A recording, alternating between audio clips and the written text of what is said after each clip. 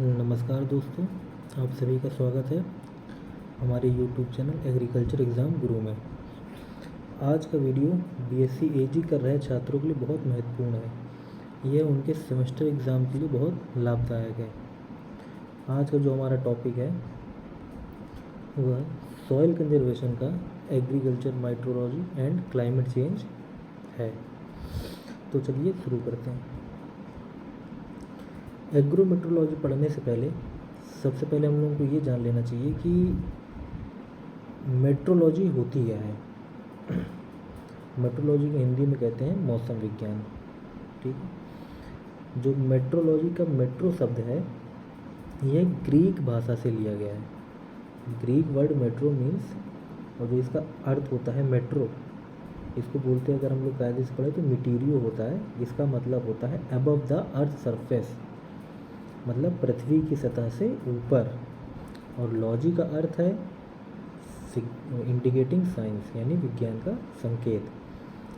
In short हम लोग ये कह सकते हैं कि पृथ्वी यानी पृथ्वी की सतह के ऊपर का जो अध्ययन होता है उसको हम लोग मेट्रोलॉजी कहते हैं आसान भाषा में। Branch of science dealing with that of atmosphere is known as metrology. वही चीज़ कही गई है, वायुमंडल में संबंधित विज्ञान की शाखा को मौसम विज्ञान के रूप में जाना जा सकता है। Lower atmosphere extending up to 20 kilometre from earth surface is where frequent physical processes takes place. कहने का मतलब कि पृथ्वी की सतह से 20 किलोमीटर ऊपर की तक 20 किलोमीटर तक फैला हुआ जो वायुमंडल का हिस्सा होता है उसी में ही जितनी भी फिजिकल एक्टिविटीज़ होती हैं, भौतिक प्रक्रियाएं होती हैं, वो सब उसी एरिया में होती रहती हैं। Metrology is a combination of both physics and geography. जो मेट्रोलॉजी होता है वह भौतिकी और ज्योग्राफी यानी भूगोल दोनों का मिश्रण होता है। This science utilises the principle of physics to study the behaviour of air. ये जो साइंस है ये हवा के यानी एयर के व्यवहार का अध्ययन करने के लिए फिजिक्स के प्रिंसिपल का उपयोग करता है। जितने भी भौतिकी के जो भौतिकी सिद्धांत हैं उनका उपयोग करता है। It is concern with the analysis of individual weather element for a shorter period over a smaller area. इसका संबंध एक छोटे से क्षेत्र में छोटी अवधि के लिए व्यक्तिगत मौसम तत्वों के विश्लेषण से है। मतलब एक छोटा सा एरिया अगर हम लोग ले लें तो उसमें और छोटे से समय के लिए जो वहाँ का इंडिविजुअल वेदर है, वहाँ की जो एलिमेंट है उसके लिए उसका एनालिसिस हम लोग करते हैं, उससे रिलेटेड होता है। The atmosphere the physical state of the atmosphere at a given place and the time. वही कहा गया कि वहाँ के आप कही गई नेक्स्ट लाइन में, the physical state of the atmosphere at a given place and time is referred to as weather. यहाँ का जो फिजिकल स्टेट है जहाँ की, मतलब किसी निश्चित स्थान पर एट फिजिकल स्टेट, वहाँ की जो फिजिकल स्टेट होती है किसी निश्चित स्थान और समय के लिए, उसको हम लोग मौसम कहते हैं। ठीक, the study of weather is called meteorology. और इस तरह की जो स्टडी होती है उसको हम लोग मौसम विज्ञान या फिर मेट्रोलॉजी कहते हैं। It is often quoted as the physics of atmosphere. इस तरह हम लोग वायुमंडल की भौतिकी के रूप में इसको हम लोग बोल सकते हैं, इसको कोट किया जा सकता है।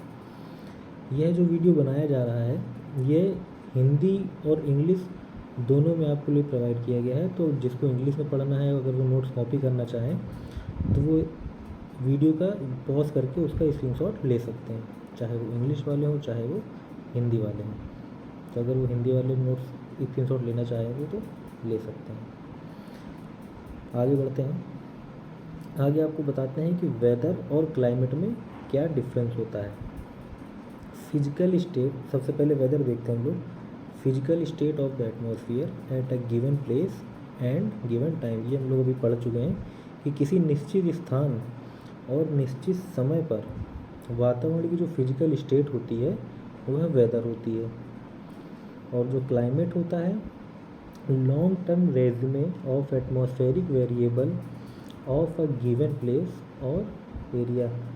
किसी स्थान या क्षेत्र के जो वायुमंडलीय परिवर्तन होते हैं यानी एटमॉस्फेरिक वेरिएबल वायुमंडलीय परिवर्तन जो होता है अगर वो लंबे समय के लिए है तो वो हम लोग का क्लाइमेट होगा। यानी वेदर जो होगा वो शॉर्ट टाइम के लिए होता है और जो क्लाइमेट होता है वो लॉन्ग टाइम के लिए होता है। तो ये डिफरेंस होता है। फॉर एग्ज़ाम्पल वेदर जैसे क्लाउडी डे, आज बादल का दिन है यानी आज बारिश होने वाली ऐसा फील होता है। और जो क्लाइमेट होता है वो जैसे पूरी ऋतु चल रही है, जैसे सर्द ऋतु, गर्म ऋतु, इस तरह की। तो वो लॉन्ग टर्म के लिए होता है, कम से कम एक सीज़न जो है 3-4 महीने चलता है तो उसको हम लोग क्लाइमेट बोलेंगे। ठीक है, आगे बढ़ते हैं। अब आते हैं हम लोग एग्रीकल्चरल मेट्रोलॉजी पे, जो हम लोगों का मेन सब्जेक्ट है। एग्रीकल्चरल मेट्रोलॉजी को पहले तो आप लोग आसान भाषा में ये समझ लीजिए, नाम से पता चल रहा है एग्रीकल्चरल मेट्रोलॉजी। मेट्रोलॉजी मतलब होता है मौसम विज्ञान और एग्रीकल्चर मतलब कृषि मौसम विज्ञान। मतलब मौसम विज्ञान का वह अध्ययन जिससे हम लोग एग्रीकल्चर में अपनी फसलों का उत्पादन बढ़ा सकें। ऐसे कुछ हमें नॉलेज मिल जाए मौसम की जिससे हम लोग अपनी कृषि में कुछ उत्पादन बढ़ा सकें और फसल में सुधार ला सकें। तो ऐसा अध्ययन जो कहलाता है वो एग्रीकल्चर मेट्रोलॉजी होता है, यानी कृषि मौसम विज्ञान होता है। तो हम लोग पॉइंट वाइज पढ़ेंगे। क्या लिखा है इसमें? नंबर 1 है a branch of applied metrology which investigate the physical condition of the environment of growing plant और एनिमल ऑर्गेनिज्म। वही चीज़ कही गई है कि जो मौसम विज्ञान की वह शाखा जो बढ़ते हुए पौधों या पशु जीवों के पर्यावरण की भौतिक स्थितियों की जांच करता है वह एग्रीकल्चर मेट्रोलॉजी होता है। एक तो ये पॉइंट हो गया। नेक्स्ट है an applied science which deals with the relationship between weather climate condition and agriculture production. ऐसी विज्ञान की शाखा जो मौसम और जलवायु की परिस्थितियों और कृषि उत्पादन के बीच में एक रिलेशनशिप बनाता है। यानी कि हमें वेदर और क्लाइमेट के बारे में अगर जानकारी है तो हम लोग एग्रीकल्चर प्रोडक्शन यानी क्रॉप प्रोडक्शन में कुछ सुधार कर सकते हैं। अगर हमें पहले से मौसम की जानकारी होगी तो हम उसी हिसाब से अपनी खेती कर सकते हैं। तो ये जो एग्रीकल्चर मेट्रोलॉजी होता है इसमें एक रिलेशनशिप बनाता है। थर्ड पॉइंट क्या है? A science concerned with the application of meteorology to the measurement and analysis of the physical environment in agricultural system. Agriculture जितनी भी प्रणालियां हैं में उसमें जो भौतिक पर्यावरण के मेजरमेंट और एनालिसिस के लिए मौसम विज्ञान से जो संबंधित अनुप्रयोग होते हैं वह हमारा एग्रीकल्चर मेट्रोलॉजी में होता है। ठीक, the word agrometeorology is the abbreviated form of agricultural metrology. वही चीज़ है कि जो हमारा एग्रीकल्चर मेट्रोलॉजी उसका जो संक्षिप्त वर्ड कहा जाता है वो हम लोग शॉर्ट में एग्रोमेट्रोलॉजी कह देते हैं। नेक्स्ट क्या है? To study the interaction between meteorological and hydrological factors on the one hand and agriculture in the wider sense. एक और मौसम संबंधी यानी मेट्रोलॉजिकल एंड दूसरी तरफ जल विज्ञान संबंधी कारकों यानी मेट्रोलॉजिकल और हाइड्रोलॉजिकल जो फैक्टर होते हैं उनका, और दूसरी तरफ वाइडर सेंस इंक्लूडिंग हॉर्टिकल्चर यानी बागवानी, एनिमल हस्बेंड्री मतलब पशुपालन एंड फॉरेस्ट्री, और वानिकी सहित व्यापक अर्थों में कृषि के बीच परस्पर क्रिया का अध्ययन करना। यानी एक तरफ हम लोग मौसम विज्ञान और जल विज्ञान की जानकारी ले लेंगे, दूसरी तरफ बागवानी का, पशुपालन का, फॉरेस्ट्री का, इन सब का दोनों का नॉलेज जो है हमें एग्रीकल्चर मेट्रोलॉजी के अंदर होता है। ठीक, तो समझ गए सभी लोग? आगे बढ़ते हैं। Importance to crop production. अब क्रॉप प्रोडक्शन में हम लोग मौसम विज्ञान यानी कृषि मौसम विज्ञान कैसे सहायक हो सकता है, यानी क्या महत्व है एग्रोमेट्रोलॉजी का, क्रॉप प्रोडक्शन में क्या महत्व है, हम लोग कैसे बढ़ा सकते हैं। तो देखते हैं इसको भाई। नंबर 1,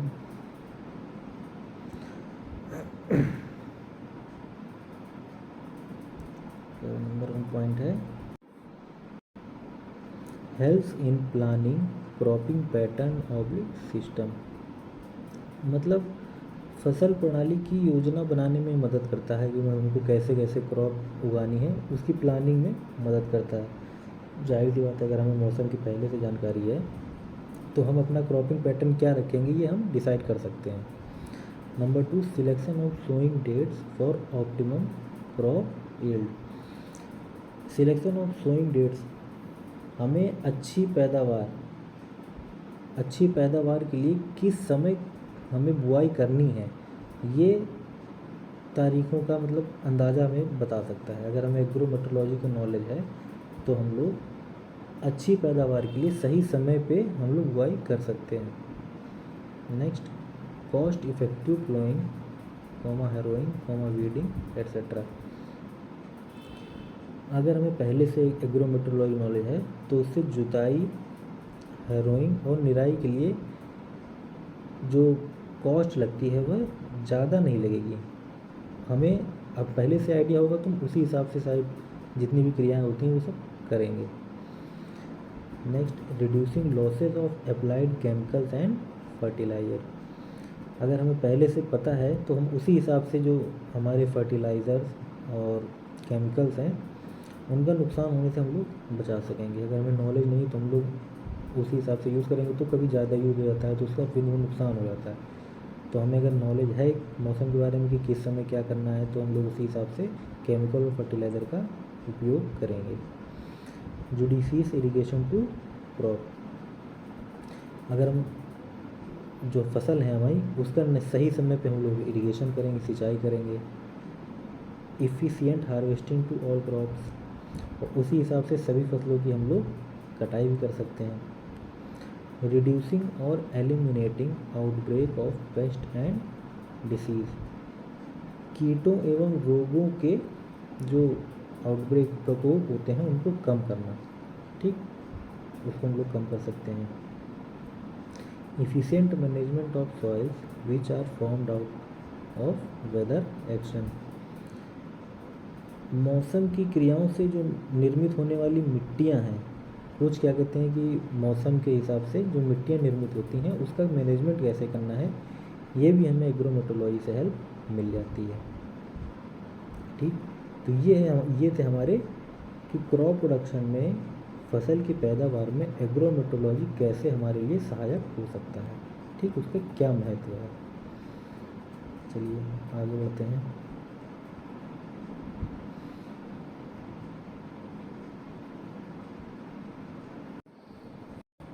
चलिए हम लोग डिफरेंस देख लेते हैं कि मेट्रोलॉजी और एजी मेट्रोलॉजी में क्या डिफरेंस होते हैं।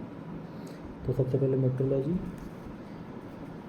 ब्रांच ऑफ एटमॉस्फेरिक फिजिक्स, जो मेट्रोलॉजी होता है वह एटमॉस्फेरिक फिजिक्स की ब्रांच होती है, जबकि जो एजी मेट्रोलॉजी होता है वह अप्लाइड मेट्रोलॉजी की ब्रांच होती है या फिर कृषि की एक ब्रांच होती है जो एग्रीकल्चर से डील करती है, यानी उससे रिलेट करती है, यानी एग्रीकल्चर से रिलेटेड होती है, इन शॉर्ट ये कहना चाह रहा है। सेकंड है मेट्रोलॉजी में it is a weather science, जो मेट्रोलॉजी होती है वो एक मौसम विज्ञान होता है, सामान्य मौसम विज्ञान होता है। और जबकि एजी मेट्रोलॉजी क्या होता है, it is a product of agriculture and metrology, इसमें कृषि और मौसम दोनों से संबंधित चीज़ें होती हैं। Next, metrology it is a physical science, और जो एजी मेट्रोलॉजी होता है it is a biophysical science, यह एक भौतिक साइंस होती है और ये एक जैव भौतिकी साइंस होती है। Next, it aims at weather forecasting, इसका जो उद्देश्य होता है ये मौसम का पूर्वानुमान लगाने के लिए दिया जाता है।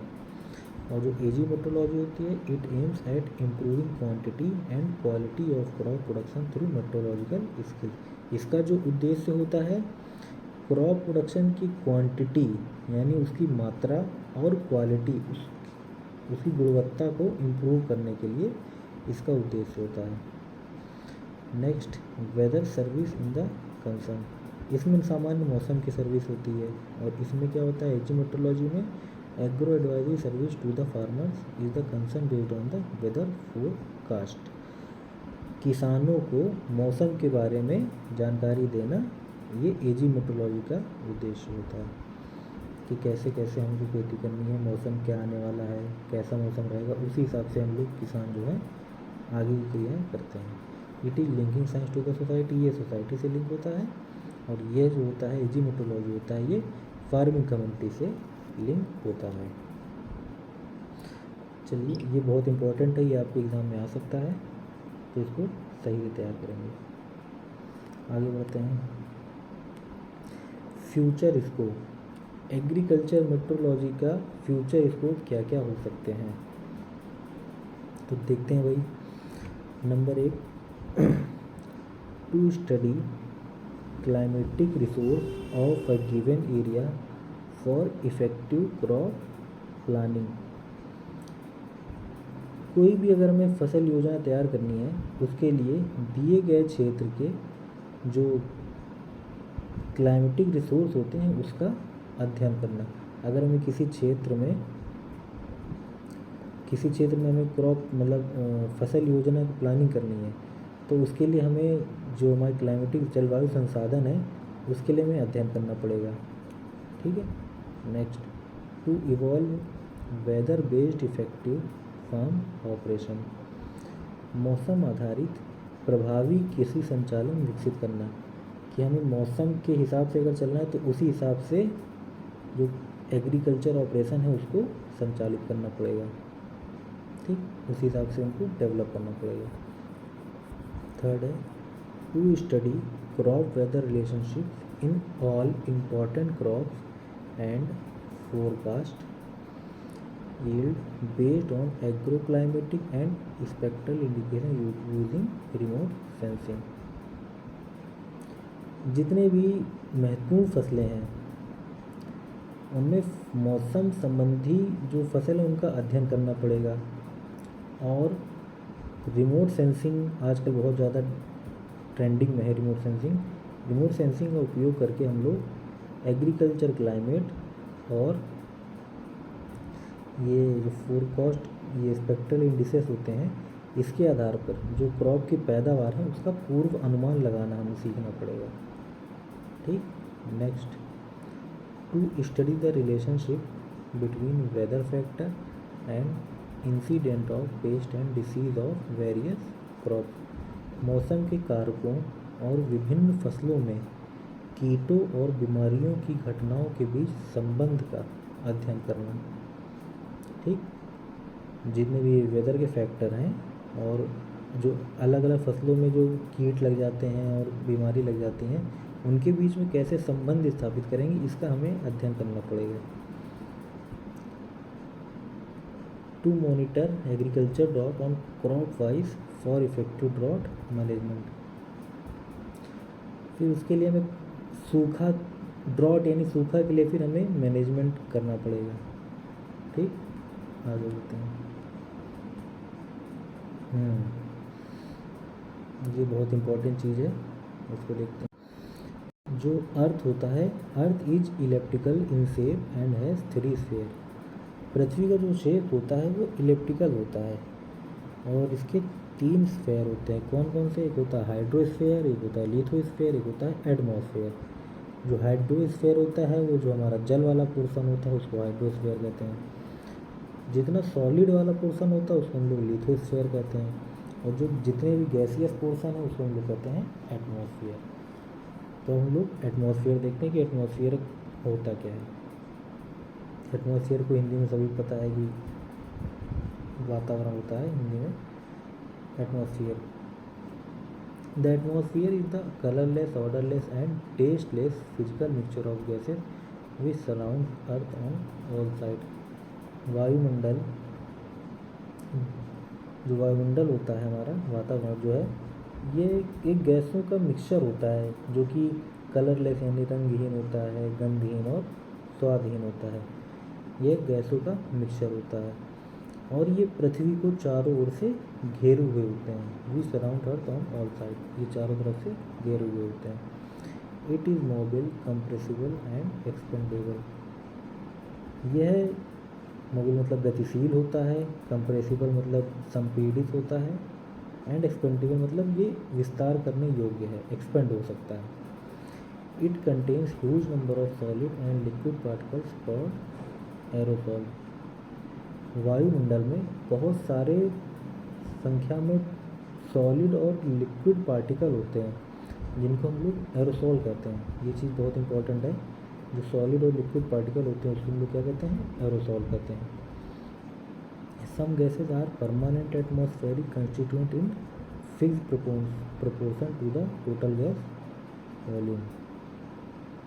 वायुमंडल में कुछ गैसें हैं, वह निश्चित अनुपात में कहीं ना कहीं है। Others vary from place and time to time. अन्य बहुत जगह समय समय पर थोड़ा चेंज होती रहती है। The lower atmosphere where the chemical composition gas is uniform is called homosphere. जो लोअर वायुमंडल होता है, निचला वायुमंडल है, जहाँ गैस की जो केमिकल कंपोजिशन होता है वह एक समान होता है। जहाँ पे जो केमिकल कंपोजिशन होता है गैसों का वो एक समान होता है, उसको हम लोग कहते हैं होमोस्फेयर। जहाँ पे गैसों का जो कंपोजिशन है वो सेम है अगर, तो उसको हम लोग कहेंगे homosphere. At higher level the chemical composition of air changes considerably and known as heterosphere. इसके उच्च स्तर पर जहाँ पर एयर की जो केमिकल कंपोजिशन होता है वो काफ़ी चेंज हो जाती है, इस वजह से इसको हेट्रोस्फेयर कहा जाता है। जहाँ पे सेम रहेगा उसको हम लोग होमोस्फेयर कहेंगे, और जहाँ पे चेंज होता रहेगा उसको हम लोग हेट्रोस्फेयर कहेंगे। ठीक है, आगे बढ़ते हैं।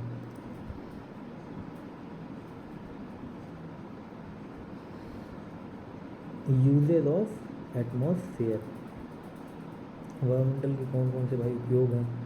बहुत कॉमन सी चीज़ें हैं। Number 1, provides oxygen which is useful for respiration in crops. सबको पता है कि ऑक्सीजन प्रदान करता है, जो फसलों के लिए बहुत उपयोगी है।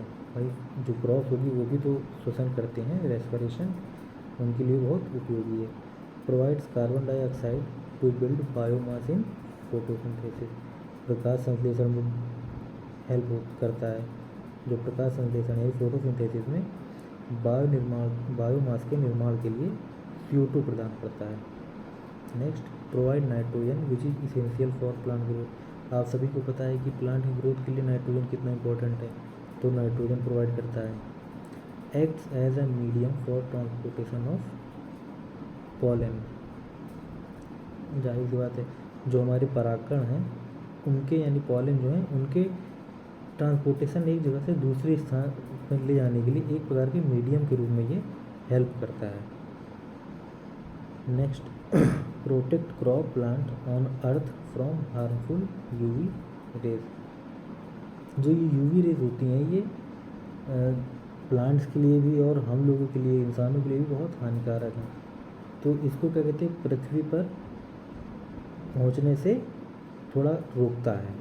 तो वायुमंडल इस बारे में भी हेल्प करता है। Maintains warmth to plant life. पौधों के जीवन, जो प्लांट की लाइफ होती है ना, उसको थोड़ा वार्म बनाए रखता है, गर्म बनाए रखता है। Provides rain to field crops as it is a source of water vapour cloud etcetera. खेतों की जो फसलें हैं उसको वर्षा प्रदान करता है, क्योंकि यह जो वेपर और ये क्लाउड, ये इसी का ही स्रोत है। जो वेपर बनती हैं, क्लाउड बनते हैं, ये वायुमंडल से ही बनते हैं। ठीक, आगे बढ़ते हैं।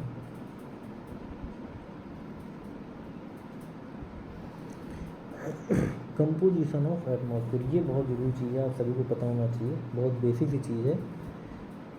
हमारी जो वायुमंडल में बताया था अभी कि बहुत सारी भिन्न प्रकार की गैसेस होती हैं, और वो किस किस मात्रा में होती हैं ये आपके सामने सब लिखा हुआ है। जो नाइट्रोजन होता है वो 78.08% होता है। ऑक्सीजन जो होता है 20.95% होता है। आर्गन जो होता है 0.93% होता है। कार्बन डाइऑक्साइड CO2 जो होता है 0.03% होता है। इसी तरह नियॉन जो है 0.0018, हीलियम जो है 0.0005%, ओजोन होती है 0.00004%। इसी तरह हाइड्रोजन और मीथेन बहुत कम मात्रा में होते हैं। ठीक। इसके बाद जो हमारा एटमॉस्फेयर है ये कई सारे अलग अलग लेयर में बटा हुआ होता है। जैसे आपने सुना होगा ट्रोपोस्फेयर, स्ट्रेटोस्फेयर, ओजोनोस्फेयर, एक्सोस्फेयर। तो ये कई सारे लेयर्स में बटा होता है। ये चीज़ें हम अपने नेक्स्ट क्लास में देखेंगे। आज के लिए इतना ही रखते हैं। अगर आपको वीडियो अच्छी लगी हो तो इसे लाइक, शेयर, सब्सक्राइब करना ना भूलें। और अगर आपको कुछ और पूछना रहा करे तो कमेंट में ज़रूर बोलें। ठीक है, मिलते हैं नेक्स्ट वीडियो में। तब तक के लिए थैंक यू।